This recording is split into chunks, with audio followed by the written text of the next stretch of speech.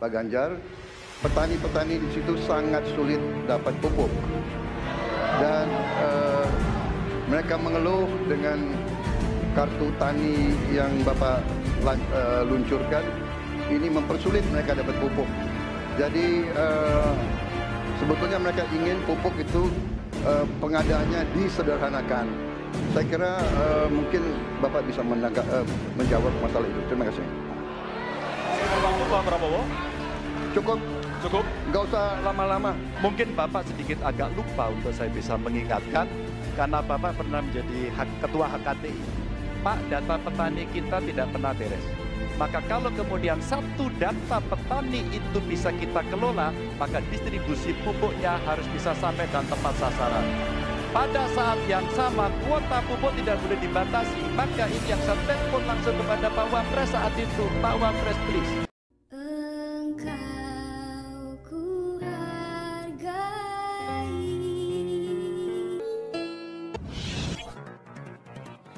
Baik, untuk calon presiden nomor urut 3, pertanyaannya adalah tema pemerintahan dan peningkatan pelayanan publik. Pertanyaan dari huruf C.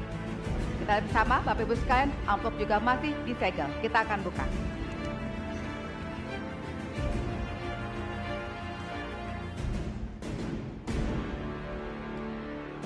Indeks pelayanan publik di Indonesia stagnan. Sementara Undang-Undang Pelayanan Publik menghendaki persamaan perlakuan dan memperhatikan kepentingan khusus kelompok rentan, perempuan, anak, dan disabilitas. Pertanyaannya, apa program strategis Anda untuk meningkatkan kualitas pelayanan publik yang berkeadilan? Waktu 2 menit dimulai dari sekarang. Kebetulan saya punya pengalaman 10 tahun menangani soal ini. Mengajak mereka berpartisipasi sejak awal. Satu, menghadirkan dalam setiap musrenbang kelompok perempuan, penyandang disabilitas, anak-anak, kelompok rentan yang lain termasuk orang tua. Kenapa? Agar pengambil keputusan mereka aware, mereka peduli apa yang mereka rasakan. Kesetaraan dalam perencanaan pembangunan itulah yang kita harapkan bisa merepresentasikan apa yang mereka harapkan.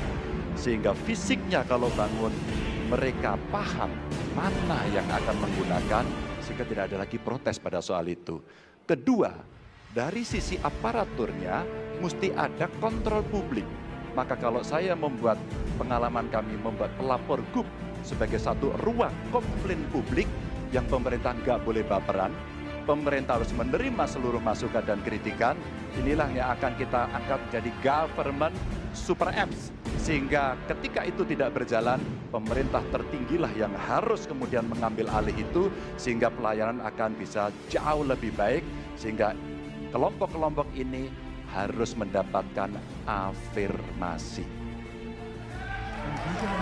Pak Ganjar, masih ada waktu? Cukup. Terima kasih atas tanggapannya. Silahkan kepada calon presiden nomor urut 2 untuk menanggapi jawaban calon presiden nomor urut 3. Waktunya 1 menit dari sekarang.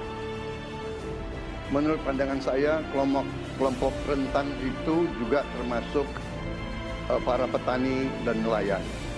Dan yang saya dapat setelah saya keliling, khususnya di Jawa Tengah, Pak Ganjar, petani-petani di situ sangat sulit dapat pupuk. Dan mereka mengeluh dengan kartu tani yang Bapak luncurkan, ini mempersulit mereka dapat pupuk.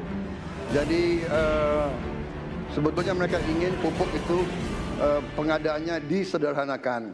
Saya kira mungkin Bapak bisa menjawab masalah itu. Terima kasih. Dan selanjutnya kami persilakan kepada calon presiden nomor urut 3 untuk merespon tanggapan dari kedua calon presiden lainnya. Waktu Bapak 1 menit dimulai dari sekarang. Tapi untuk Pak Prabowo saya harus mengingatkan, Pak, pupuk langka terjadi di Papua, Pak. Pupuk langka terjadi di Sumatera Utara, Pak. Pupuk langka terjadi di NTT, NTB, Kalimantan Timur, termasuk bensin. Mungkin Bapak sedikit agak lupa untuk saya bisa mengingatkan, karena Bapak pernah menjadi ketua HKTI. Pak, data petani kita tidak pernah beres. Maka kalau kemudian satu data petani itu bisa kita kelola, maka distribusi pupuknya harus bisa sampai dan tepat sasaran. pada saat yang sama kuota pupuk tidak boleh dibatasi. Maka ini yang saya telepon langsung kepada Pak Wapres saat itu, Pak Wapres please kasih tambahan, kalau tidak cukup. Dan ini terjadi di seluruh Indonesia, maka inilah yang mesti kita kerjakan nanti.